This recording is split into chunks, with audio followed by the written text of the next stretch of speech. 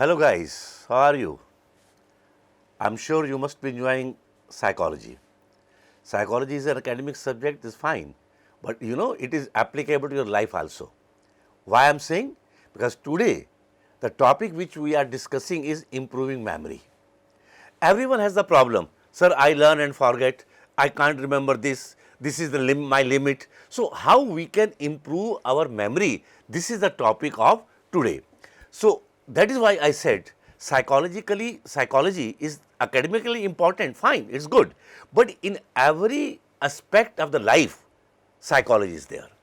With that, you talk about adjustment, psychology is there, intelligence, personality, values, attitude, aptitude, what not. So, now today we will discuss improving memory, how we can improve our memory. So, let us start. Everyone's needs a little memory now and then. Even memory experts use strategies to help them perform their unusual feats of remembering. These strategies may be unique to that individual, but there are many memory tricks that are quite simple and available for anyone to learn and use. Here are some tips for improving your memory. You see, everyone has its own personal techniques, tricks to remember the things. I can't tell you that this is the best method of learning. Some says that if there is a noise outside, it creates problems. Some say I can study well when there is a little bit music. They on your tape recorder and there is a ghazal or the song is going on and they enjoy reading. No, it is the individual. These are the individual differences, because if the individual differences are not there, then there is no need to study. I can tell you these three methods apply to all human beings, then no need for any research, no need of any work. Clear? So, that is why everyone has own methods, fine, but there are certain common methods which you and me can use whenever you want to improve our memory. So, we will talk about those methods.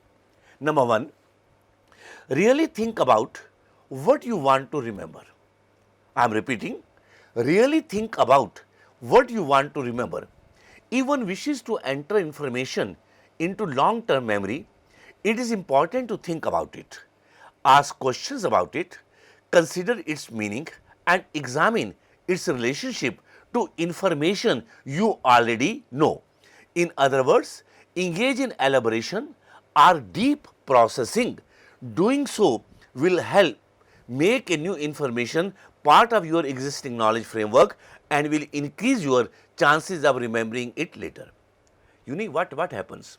We have the book, we start reading, but we don't know that actually in this para what we want to understand, what we want to learn, which is the focus point, which is the main point. So, if when you are studying or reading anything or listening anything, make the concept clear that what you want to remember.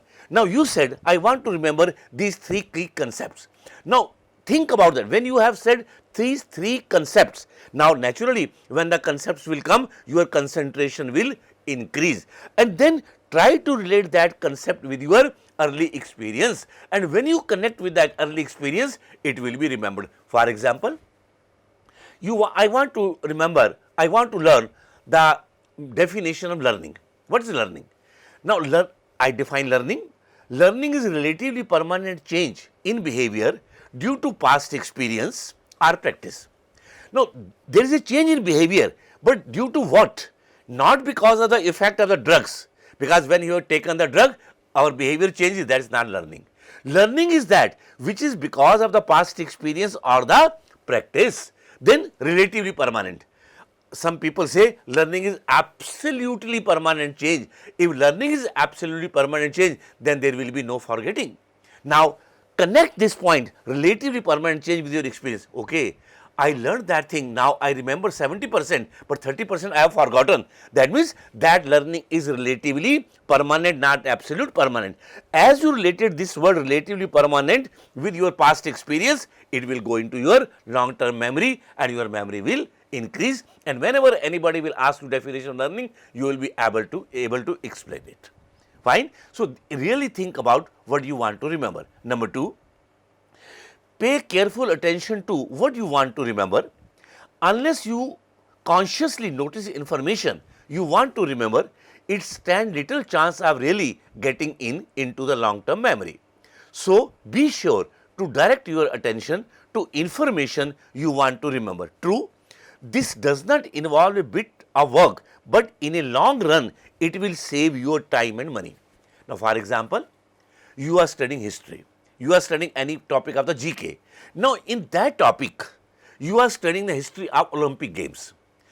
You are not interested that who won gold medal, who won silver. We want to simply remember the years, in which year first Olympic, second Olympic, third Olympic, fourth Olympic. That means now you are consciously aware that you want to keep in your memory the years.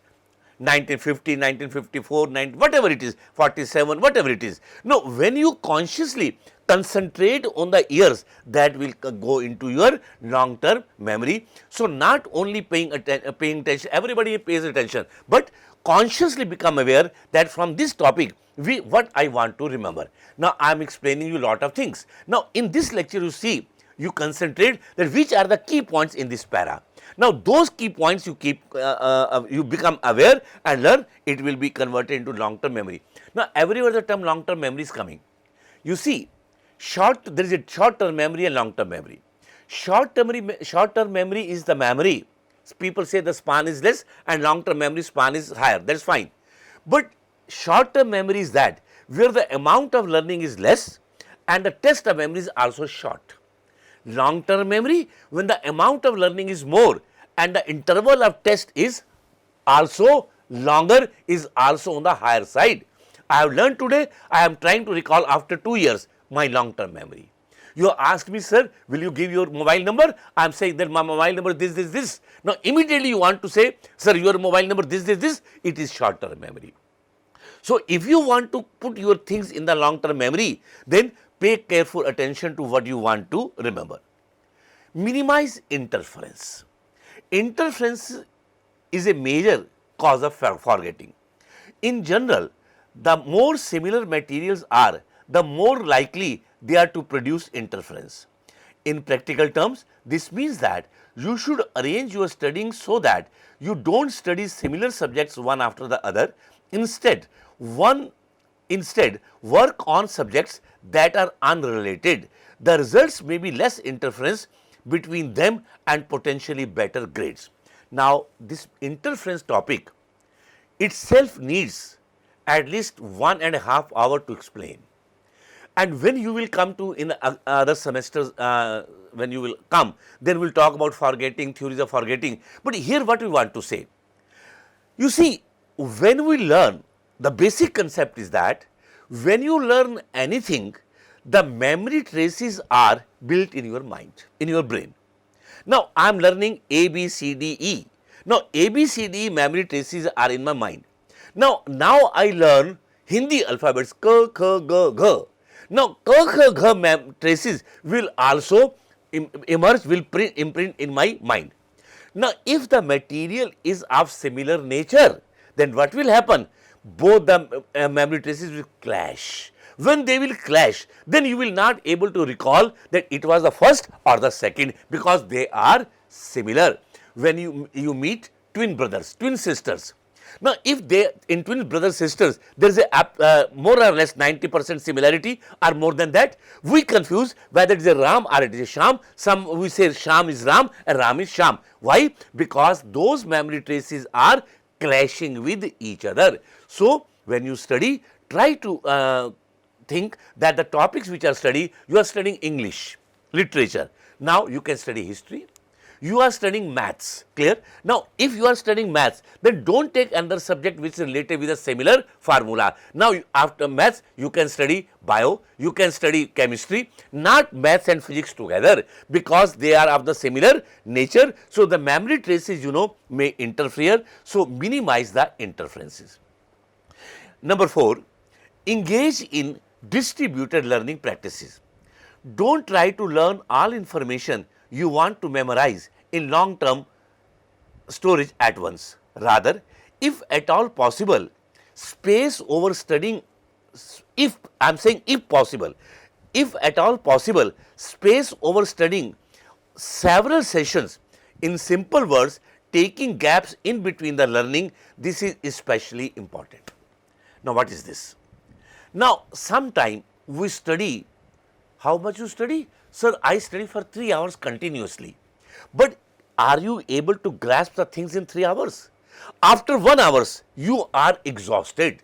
The fatigue emerges in you, maybe biological fatigue or psychological fatigue, whatever fatigue is that emerges in you. When you think that now the things are not entering in your mind, give the gap, and in that gap you do the activity whatever you want, which is of your interest. You are interested in tea, go in kitchen, prepare a cup of tea. You are interested in music, listen music. You are interested in exercise, do yoga. You are interested in magazine, study magazine, whatever you want, which freshes your mind. So, don't study continuously. I am not saying after 1 hour, half an hour, because it will depend from person to person, that when he is exhausted, but when you are exhausted, you distribute the time. Now, in psychology, when you will come in the learning in the next semesters, this method is called mass versus distributed learning. Mass versus distributed learning. Now, I tell you, mass means combined 3 hours, 4 hours you are studying. Distributed means when you are distributing the time, you are giving the space. 1 hour study, 10 minutes rest. 1 hour study, 10 minutes rest. 1 hour study, 10 minutes rest. It is not I am saying. If you go to the sports, you might have seen in every sports there is a gap of the time in between. Football match is 90 minutes. After 45 minutes there is a break. You go to the tennis, Wimbledon, you might have seen Wimbledon. After every 2 points, the players sit and then they take you lemon or the banana. We are giving the gap. You go to your schools. Why not? You go to your school period. In the schools, usually there were 8 periods. First 4 period, then interval recess. Now, what we are doing? We are not taking 8 periods continuously. We are distributing the time. First period English, second physics, third teacher says go to the field with PTI. Go to the library. What they are doing? They are distributing the time. So, the fourth method I am telling you is that engage in distributed learning. Don't study continuously. That will not go in your brain, and when it will not enter your brain, it will not do your memory. Now, the first technique is that, fifth is mnemonic. The word is mnemonic. This is a trick actually. A memory trick or strategy to help remember is called mnemonic. Mnemonic. This word is Greek word for memory. Example of this technique may be, it is a Greek word used for the memory. Now, this is actually a technique by which we can learn, we can keep the things in our memory. Now, I will illustrate with this example. While we learn the names of the 9 planets, we learn the 9 planets. We do so for the first letter technique, in which the first letter of each word in a phrase stands for an item to be remembered. You see, when you are to learn the planets in a sequence, frankly speaking, we confuse. Where is Venus, where is Jupiter, where is Mars? I tell you from my, I have no hesitation to tell you, my grandson of the age only 4. Now, he has remember all the planets he has in his mind sequentially. Once he said, Dadu, what are the planets? Dadu confused after 3, and that little child laughed. Dadu, you don't know even the sequence of the planets. Now, how to learn? This technique we will talk about the mnemonics. Now, phrase in which the first letter of each word in a phrase stands for an item to be remembered. The phrase may be, I have made a phrase, my very easy method just sums up 9.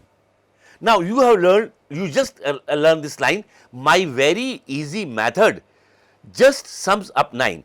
The first letter is my, the second is V, third is E, then M, then J, then S, then U, and then 9. Now, what is this technique you see? Solar system. Now, M is my. The first word was my. So, first is Mercury. So, now we are connecting my with the Mercury. V, very Venus. E, easy Earth. M, method Mars, J just Jupiter, S sums Saturn, U up Uranus, 9 Neptune.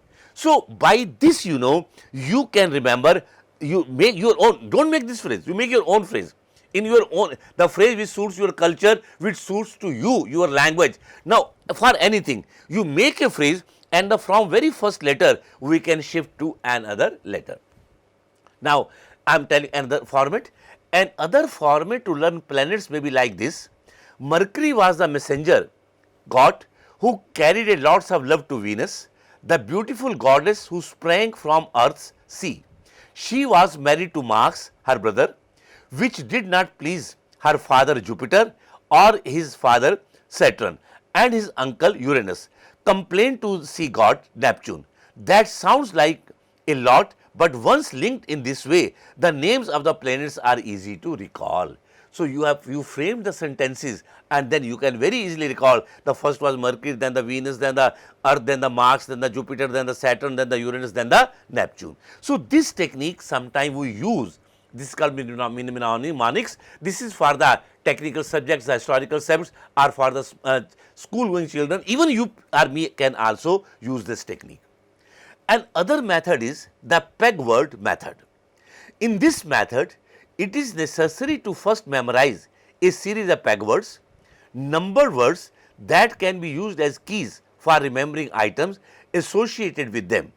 A typical series of peg words: 1 is a bun, 6 is a brick. Now 1, 2, 3, see the sequence.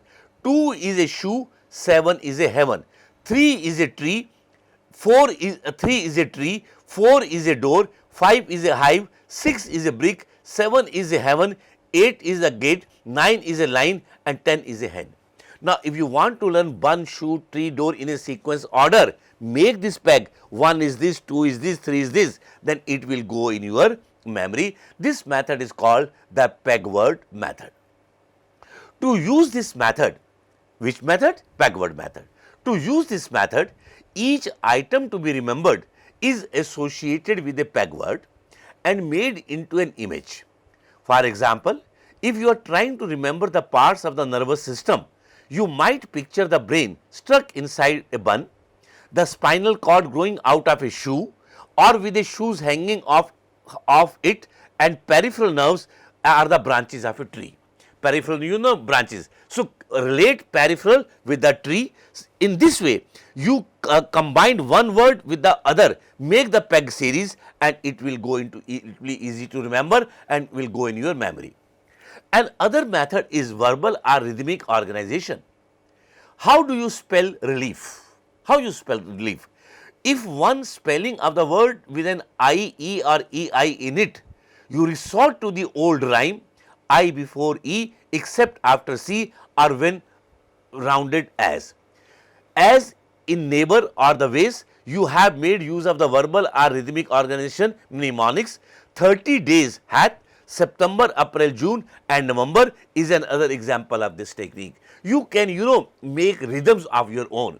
You are when we call twinkle twinkle little star, how I wonder what you are. Now we makes that different in a different way, and then we make the child to learn that rhyme. And other is use visual imagery. You have probably heard the saying, a picture is worth 1,000 words. A picture is worth than 1,000 words. Where memory is concerned, this is sometimes true. It is often easier to remember information associated with vivid mental image. One of such method, now what is that method we will talk about. Now what we want to say here, listen, whatever you are learning, make a visual image of that before you, because it is said that when the material is presented in a pictorial form, that is easily remembered. You go to the only auditory dialects, go to the movie, there is no scene, auditory. There are dialects going on, no visual, but if you go to the movie, visual as well as auditory. Now visual is the pictures. When pictures come before you, then the things are maybe easily associated. Why a small child when stands on the railway station, he says this is a train. Does he know the meaning of train? But he has made in his mind train means 1, 2, 3 running on the lines, this and that, there will be rush. Now he has made a image. Now when you make a image, that can be easily remembered and goes to the brain. Now how can do? One technique of this is called as the Loki. It involves linking points you want to remember with visual images arranged in some familiar order. For instance, suppose you want to remember the points in a space, you can imagine walking through some familiar places, say your own home. Then form a series of images in which each item you wish to remember is placed in a specific location. Perhaps the first point is the greenhouse effect is real. The greenhouse effect is real. You might imagine a large, streamy greenhouse right outside your front door. The next point might be cutting down the rain. Forest is increasing the greenhouse effect. For this, you might imagine a large cut down tree in your living room. You are to deliver a lecture, I am to deliver a lecture. The greenhouse effect is real. Now I am not able to keep in my memory. So you might imagine a large streamy greenhouse right outside your house. I am sitting in my house and there is a big lawn, there is a big garden before my house. Now I can imagine. Now there are trees in the garden. Now that trees has been cut. When the trees has been cut, there is a deforestation. When there is a deforestation, there will be the less rainfall. So what you do? You make a vivid image in your mind, and when vivid image is mind, that is easily remembered and that will be easily recalled and will go to in your memory. Give yourself extra retrieval cues. You can provide yourself with extra retrieval cues and so help to enhance your memory. Use the principle of mood dependent memory. I am using the word mood dependent memory. If you learn some material while in a given mood and then want to remember it, try to put yourself in that same mood. This is not as hard as it sounds. You can often vary your own mood by imagining happy or sad events. To the degree that your mood matches the mood you were in when you learn some information, your memory for the information may be improved. That means if you are learning something, happiness, create emotions of happiness, and when you want to recall, you bring your mood again in a happiness, not in a sad or in a depressed mood. If learning, at the time of learning, you are feeling happy, at the time of there is what happens in the examination. When we are learning, we are stress free, but when we go to the examination hall, start writing, we are loaded with a stress. Now that stress reduces your memory. So again, be stress free. Whatever I have learned, it will come to my mind. The same mood condition will help you to recall the things in an important manner. Another technique is called as the PQRST method. This method is based on the ideas of Thomas and Robinson in 1982. This is a technique which was given by Thomas and Robinson. This method is used to improve the memory of material a students learn from textbook. The nomenclature of this method is PQRST. If you are reading some textbook, you want naturally in your coursework. Now you can use this method PQRST. Now what is PQRST? These are abbreviation. P stands for pre-review, Q is question, R is read, self is self-recitation, and T is the test. Now to improve the memory by this method, three principles, namely organization, elaboration and retrieval are important. The 5 stages PQRST can be explained briefly. We can explain it briefly. Now for example, there is a material before you. Just review what I am to study today. I have to study today the psychodynamics, which we have talked about in our lecture. Let us give the example which you have studied. Psychodynamics, okay. This is the preview. Now what questions can be? What is consciousness? what is unconsciousness, what is id, what is ego, what is superego, questioning. Then read. Read what is conscious, what is unconscious. You know, you might have seen in some books the salient words of the chapter are written on the top. These are the more technical words. If you write a research article, we sometimes give the technical words. These words are important. Then read. When you read the material, it is this, it works on pleasure, ego works on reality, superego works on the morality. Then self recitation, you recite yourself, keep the doing revision in your mind. Then after revision, take the test. Now close your eyes. What was really id? This, ego this, superego this, conscious this, unconscious this. If you adopt this method, this will go in your memory. Now, one thing I want to tell you beyond these points are that if you want to improve your memory, okay, read material maximally as you can. Some students say that we want to, when they enter in any class, they ask senior, please give your notes. I am against this method. I say, prepare your own notes. Prepare your own notes, then learn, then close the copy, and then write down whatever you have written, and then check from your notes. Because the nature of human memory is that a material which appears to before my eyes, as many as number of times it will go in my memory. But problem is that nowadays what we do, we take the book, we ready, okay, ho gaya. Now when you say it has been done, it will not go into memory. You have read one time, you are preparing notes second time, you are learning it third time, you are writing it fourth time, checking from your original notes what you have written fifth time. If a material is appearing in before your eyes 5 times, where it will go? It will go in your memory. Similarly, if a task appears difficult, then you can use divide the material. Don't learn the material the whole at a time. Divide material, okay, I will learn 6 words, then again next 6 words, then again next 6 words, then again next 6 words, clear? 4 words, 5 words, it depends on you, your capacity, the nature of material, the nature of task.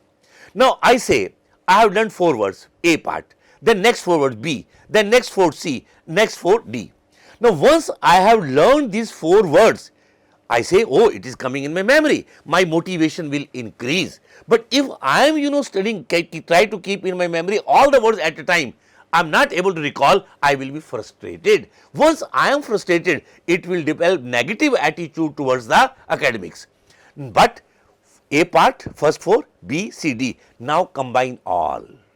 A plus B plus C plus D, you will feel that it is easily remembered and it will go in your memory. So these are some of the techniques by which you can enhance your memory, because when the memory is enhanced means you are able to recall the things, you are able to write on your examination, you are able to tell the things in your interviews, and when you are able to write the things, it motivates you, it gives you self satisfaction, which I said internal motivation. So today these were some of the techniques. As I said, it is important from examination, that is okay, but it is even more important for your real life. So this was about the improving the memory. That's all. Thank you very much.